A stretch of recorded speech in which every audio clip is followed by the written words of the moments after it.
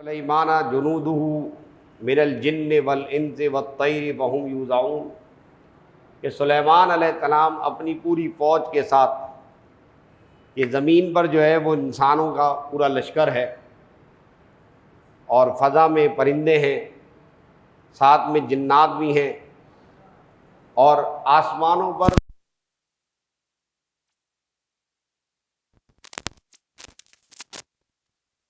خوبصورت منظر دیکھ کر کے بنی اسرائیل کا ایک عابد جو ہے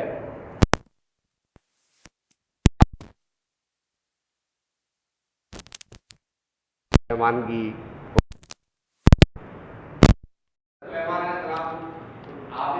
وہ کہتے ہیں زاہد آدمی کو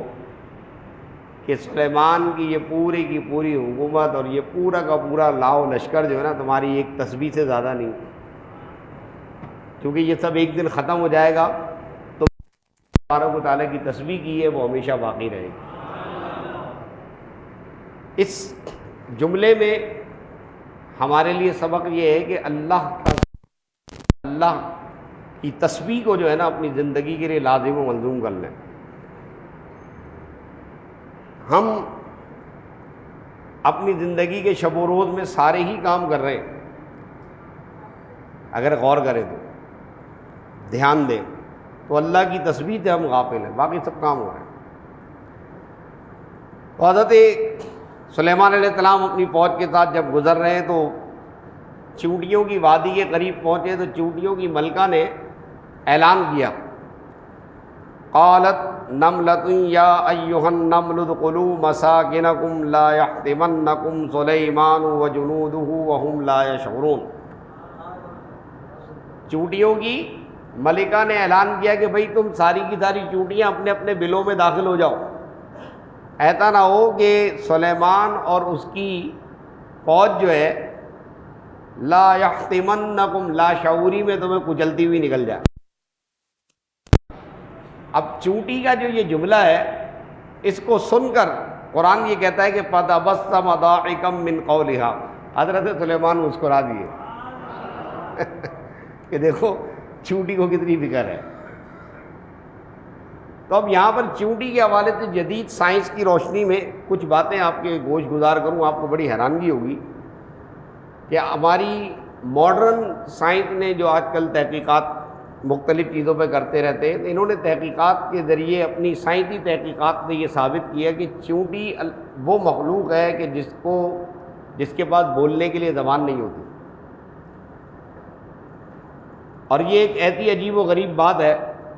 کہ میں نے بھی جب یہ جدید سائنسی تحقیقات میں مطالعہ کر رہا تھا اس وقت میں بڑا حیران ہوا طالب علمی کے زمانے میں کہ قرآن تو کہہ رہا ہے کہ چونٹی نے یہ بات کہی ہے، تو جدید سائنس یہ بتا رہی ہے کہ چونٹی کی تو زبان ہی نہیں ہوتی، اس کے اندر بولنے کا وہ آلہ ہی نہیں ہوتا، تو بھی یہ بات کیسے کرتے ہیں؟ تو وہ کہتے ہیں چونٹی کے منہ کے آگے دو بڑے سے وہ نکلے ہوئے ہوتے اینٹینے، وہ آپ نے دیکھا ہوگا چونٹیوں کی جب وہ ایک رو چل رہی ہوتی ہے نا تو ہر چونٹی دوسری چونٹی سے مل رہی ہوتی ہے ایسے، تو یہ چونٹیاں اپنے آگے جو ڈنک نکلے ہوئے ہوتے ہیں منہ کے آگے دو اینٹینے آپ سمجھ لیجئے، ان اینٹینوں کو دوسرے چونٹی کے اینٹینے سے ٹچ کرتی ہیں تو اپنا سارا کا سارا ڈیٹا ٹرانسفر کر دیتی ہیں، سارا کا سارا ڈیٹا ٹرانسفر ہو جاتا۔ اب یہ باتیں آج سے 50 سال پہلے سمجھ میں نہیں آتی تھی، 100 سال پہلے سمجھ میں نہیں آتی تھی عام آدمی کے، لیکن آج کے عام آدمی کو یہ بات سمجھانا بہت آسان سا کام ہے کہ ڈیٹا کیسی اسپیڈ کے ساتھ ٹرانسفر ہوتا ہے۔ آپ لوگ صبح سے شام میں پتہ نہیں کتنا ڈیٹا اپنا ٹرانسفر کرتے ہیں، PDF فائل ٹرانسفر کر دیتے ہیں وغیرہ وغیرہ وغیرہ، تو یہ چونٹی جو ہے اپنا ڈیٹا ٹرانسفر کر رہی ہے، پھر چونٹی کے اندر سننے کی صلاحیت بھی نہیں ہے۔ پہلے آپ نے یہ سب باتیں سنی نہیں، کس کس نے سنی نہیں؟ سارے پڑھے لکھے لوگ بیٹھے ہوئے میرے آگے، چلے جی، اسی لیے کوئی سبحان اللہ نہیں کہہ رہا، میں یہی کہہ رہا ہوں کہ اتنی حیران کن بات ہے، میں تو پڑھ کے سبحان اللہ کہہ رہا تھا، لیکن آپ لوگ سبحان اللہ نہیں کہہ رہے، اس کا مطلب آپ کے علم میں ہے یہ، اب آپ میرا دل رکھنے کے لیے ساری باتیں سن رہے ہیں۔ ہاں، سبحان اللہ آدمی اسی وقت کہتا ہے جب اسے نالج میں، نئی نالج میں اضافہ ہو، تو ہمارے یہاں میرا خیال ہے نئی نالج کا اضافہ نہیں ہو رہا، وہی پرانی باتیں لوٹ پھیر کے دوبارہ سنا رہے ہیں، تو اسی لیے وہ سبحان اللہ منہ سے نہیں نکلتا۔ خیر کوئی بات نہیں، اب کیا کریں، نماز میں سورہ فاتحہ ہی پڑھی جا سکتی ہے، بار بار پڑھیں گے، اب آپ نے سنی بھی ہے تو ہم کیا کریں۔ سورہ فاتحہ کے علاوہ کوئی نئی صورت تو ہم لانے سے رہے۔ سائنسی تحقیقات ہم نے اب پڑھی، آپ نے پہلے پڑھ لی ہوں گی، آپ عمر میں مجھ سے زیادہ ہیں، پڑھے لکھے ہیں، میں کم عمر ہوں، کم پڑھا لکھا ہوں، میں نے ابھی نئی نئی تحقیقات پڑھی ہیں، نیا نیا امپریس ہوا ہوں۔ بہرحال چونٹی سننے کی صلاحیت بھی نہیں ہے، یہ بات بھی بڑی حیران کن ہے کہ جب سننے کی صلاحیت نہیں ہے تو وہ سلیمان علیہ السلام اور ان کی پوری فوج کو کیسے اس نے محسوس کر لیا کہ وہ آ رہی ہے فوج جو آ رہا ہے، وہ بھی 3 میل کے فاصلے سے محسوس کر لیا۔ سلیمان علیہ السلام نے 3 میل کے فاصلے سے، قرآن بتا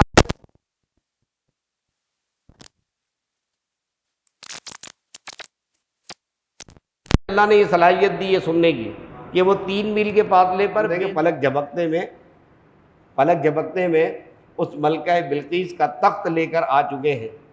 یہ حضرت سلیمان کے امتیوں میں اور حضرت سلیمان علیہ السلام کے امتیوں صاحب علم ہیں، ولی کامل ہیں، یہ ان کی طاقت ہے۔ اور ایک ہمارے پیارے محبوب سید عالم نور مجسم خاتم النبیین صلی اللہ تعالیٰ علیہ وآلہ وسلم کے امتیوں میں کئی سالوں بعد صحابہ کا دور بھی گزر گیا، تابعین کا دور بھی گزر گیا، تبا تابعین کا دور بھی گزر گیا، چاروں قرن جسے خیر القرن کہتے ہیں نا، وہ چاروں قرن گزر گئے، نہیں سمجھ رہے، جس کو رسول اللہ نے فرمایا نا خیر القرن، وہ چاروں قرن خیر کے گزر گئے۔ اتنے عرصے کے بعد ایک بچہ پیدا ہو رہا ہے شریفوں کے گھر میں، اور جب اگلے سال ماہ رمضان آیا تو ماہ رمضان میں چاند پر جھگڑا پڑ گیا کہ چاند ہوا ہے کہ نہیں ہوا، تو وہ بچہ سارا دن اپنی والدہ کا اس نے دودھ نوش نہیں کیا۔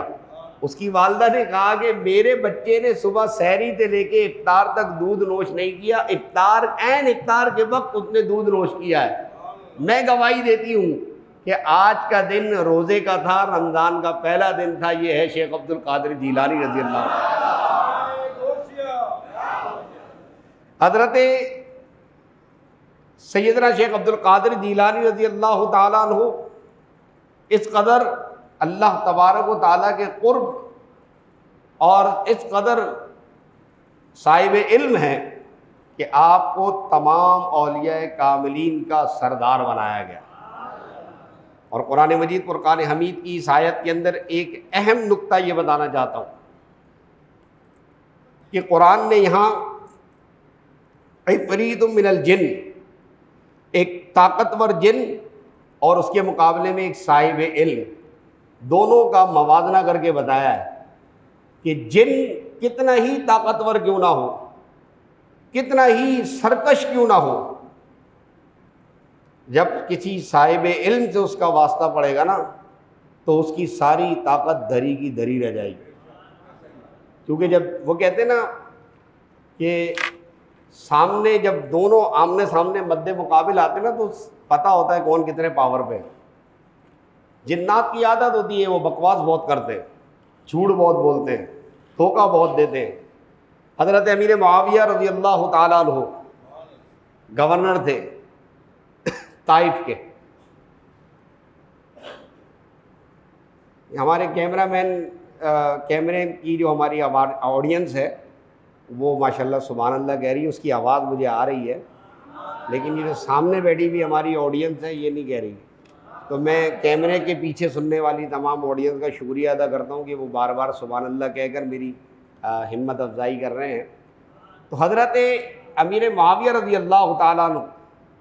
طائف کے گورنر،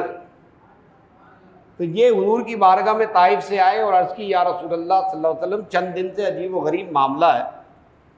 کہ نماز پڑھنے لگتا ہوں مجھ سے نماز نہیں پڑھی جاتی،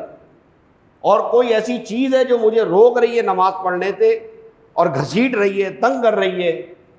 سرکار میں اتنا پریشان ہو گیا ہوں کہ میں طائف سے میں نے سفر کیا آپ کی بارگاہ میں حاضری دوں، آپ سے پوچھوں کہ یہ کیا مصیبت ہے، کیا مسئلہ ہے، نماز کیوں نہیں پڑھی جا رہی؟ سرکار دو عالم صلی اللہ تعالیٰ علیہ وسلم تشریف فرماتے، آپ نے فرمایا ادھر سامنے آ کے بیٹھو، اپنے سامنے بٹھایا، فرمایا اکڑو بیٹھو اکڑو۔ اور پھر آپ نے سینے پہ زور سے ہاتھ مار کے فرمایا او خبیث نکل باہر۔ جیسے ہی آپ نے یہ فرمایا تو حضرت امیر معاویہ کہتے ہیں کہ میں نے دیکھا کہ میرے اندر سے کوئی کالے رنگ کی چیز نکل کے بھاگی۔ سرکار دو عالم صلی اللہ علیہ وسلم نے فرمایا اب تمہیں نماز میں دل لگے گا، جاؤ۔ تو آپ یہ دیکھیں کہ حضرات صحابہ کرام علیہم الرضوان کے ساتھ بھی جنات کے معاملات ہوتے تھے۔ بہت سارے واقعات ہیں صحابہ کرام کے اور جنات کے۔ مدینہ منورہ میں جنات تھے اور صحابہ کرام کے پاس آیا کرتے تھے فیض و برکت لینے کے لیے۔ تو وہ جنات کا سلسلہ ایک جگہ موجود ہے، ہمارے ساتھ بھی جنات یہاں موجود ہیں، اور یہ سارے کے سارے جنات، ان میں یہ ہوتا ہے کہ قرآن کریم نے فرمایا سورہ جن آئے گی نا، جن، اس دن میں آپ کو بتاؤں گا جنات کون کون سی قسم کے ہوتے ہیں۔ ابھی ہم آگے چلتے ہیں۔ اگلی بات یہ ہے کہ صاحب علم اور جنات کے درمیان جب کبھی بھی مقابلہ ہوگا تو آپ دیکھیں گے کہ قرآن کریم یہ فکر دے رہا ہے کہ صاحب علم کے مقابلے میں جن مغلوب ہو جائے گا۔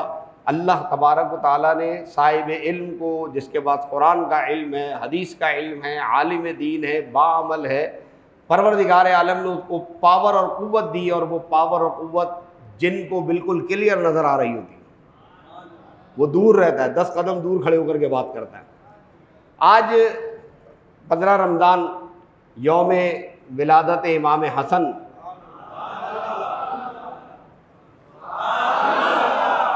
رضی اللہ تعالیٰ عنہ۔ امام حسن کے متعلق آپ نے بے شمار فضائل و کمالات سنے ہیں۔ میں صرف ایک حصول برکت کے لیے کہ سرکار امام مولا حسن کی بارگاہ میں حاضری پیش کرنا چاہتا ہوں۔ ایک چھوٹی سی بات ہے کہ جب ہجرت کر کے مدینے آ گئے تو مدینہ منورہ، آپ کو پتہ ہے کہ مدینے کا پرانا نام بیماریوں کی آماجگاہ یثرب کہا جاتا تھا۔ مسلمان جب مدینے آ گئے تو مدینے کے رہنے والوں نے مسلمانوں میں شک و شبہ پیدا کر دیا، اور انہوں نے یہ کہا کہ تم آ تو گئے ہو مدینے، لیکن ایک بات یاد رکھو کہ اب تمہارے عورتیں کبھی بھی اولاد نرینہ نہیں جنیں گی، تمہارے یہاں لڑکے پیدا نہیں ہوں گے کبھی۔ اب ظاہر سی بات ہے، عورتوں کے اندر جب بات چلتی ہے نا تو اب عورتوں میں بات گردش کر رہی ہے۔ مدینے آ گئے، کیونکہ مدینے آنے کے بعد پہلا سال بڑا قسمہ پرتی میں گزرا، مسجد بنانے میں، لوگوں کو سیٹلمنٹ کرنے میں، ٹھیک ہے نا، اور دیگر معاملات کے اندر بھائی چارہ بنانے میں۔ مرد حضرات، نبی پاک صلی اللہ علیہ وسلم، دیگر مرد حضرات تو اس میں مصروف تھے سارے کے سارے۔ عورتوں کے اندر یہ بات پھیل گئی کہ اب تمہارے یہاں اولاد نرینہ نہیں ہوگی۔ 1 سال گزر گیا، دوسرا سال جب آیا تو دوسرے سال میں جو ہے وہ آپ کو پتہ ہے کہ غزوہ بدر واقع ہو گئی۔ غزوہ بدر واقع ہو گئی تو پھر ایک 2 سال میں یہ ہنگامہ چلتا رہا۔ آخر کار اس قدر بات پھیل گئی، اس قدر بات بڑھ گئی کہ عورتوں سے مردوں تک بات پہنچی کہ بھائی اولاد نرینہ نہیں ہوگی۔ نبی پاک سید عالم صلی اللہ تعالیٰ علیہ وسلم تک بھی یہ بات پہنچی کہ اولاد نرینہ نہیں ہوگی۔ تو اسی دوسرے سال میں سب سے پہلے مدینے میں جو بچہ پیدا ہوا ہے اس کا نام ہے عبداللہ ابن زبیر، اور جناب عبداللہ ابن زبیر کے بعد جو دوسرا بچہ مدینے میں پیدا ہوا ہے وہ ہوا ہے امام حسن، حضرت امام حسن رضی اللہ تعالیٰ عنہ۔ اس لیے بھی ہمارے دل کی خوشی کا باعث ہے کہ نسل مصطفیٰ صلی اللہ علیہ وسلم کی جو چین ہے، اس چین میں سب سے پہلی کڑی جو ہے حضرت مولا امام حسن کی ہے کہ اللہ تبارک و تعالیٰ مولا امام حسن پر کروڑا کروڑ رحمت نازل فرمائے، اور ہمیں اہل بیت اطہار اور حضرات صحابہ کرام علیہم الرضوان دونوں کا عقیدت مند اپنی بارگاہ میں قبول و منظور فرمائے۔ وآخر دعوانا الحمد للہ رب العالمین۔